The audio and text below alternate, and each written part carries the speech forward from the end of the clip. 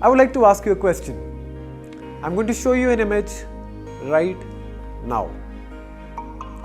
Now as you can see, this image has two objects, a nail and a hammer.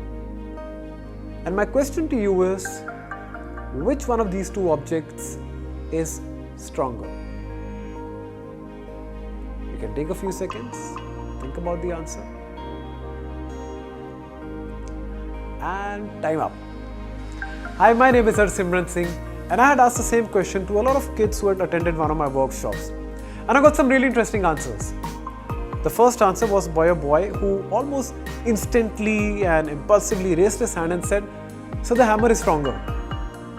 And I asked him why. He said, "Well, because you can hit a nail with a hammer, and if you're angry, you can hit other people with a hammer." I took a step back away from him. There was a girl sitting right next to him. She also raised her hand and gave me the same answer. Hammer is stronger. I asked her why, and she said, "Well, because a hammer is larger in size. And so being bigger in size gives it strength." I said, "Okay, fair enough." Then after that, I moved to third person. There's a girl sitting right next to her. She raised her hand and she said, "A nail is stronger." I was surprised because this was a different answer. I asked her why, and she gave a very smart answer. She said, "Well, if the hammer was stronger, you wouldn't be asking such a silly question, no." Fair enough. Now, amidst all this chaos and everybody's trying to say something and come up with random answers, trying out their luck, there is this one boy who was sitting in the corner of the room. He was the youngest boy in the batch, age 11, named Sahil. And Sahil, after everybody has had their shot, they've given their answers, Sahil raises his hand and says, "Sir, both of them are equally strong." Now, this answer caught my attention.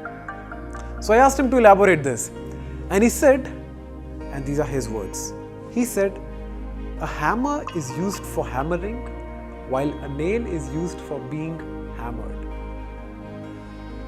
Let me repeat that for you. A hammer is used for hammering, while a nail is used for being hammered. And I was blown away by his answer. Literally. Because I didn't expect anyone to give that answer. And that's because this question is incorrect. You know, it's like comparing apples and oranges. But yet we do this. How many times have we compared the apples of our lives with the oranges of someone else's life? How many times have we made unjustifiable comparisons about our own self with other people? We may have a big house, but is it big enough? Comparison. We may work in a really reputed company, but is it reputed enough? Comparison. We may have a lovely family, but is it lovely enough? Comparison.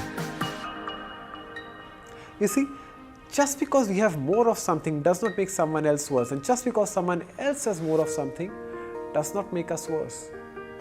As a wise man once said, the sun and the moon cannot be compared because they will both shine when it's their time. Yet, how many times have you looked at your own self through the eyes of someone else instead of looking at your own self through your own eyes? How many times have you fought this desire, this urge to compare yourself with someone else? Way out of this? If you are a hammer, don't compare yourself with a nail. And if you are a nail, do not compare yourself with a hammer. Understand what is it that you are doing. Understand your role and play it to perfection. This is Harsimran Singh. Thank you for watching.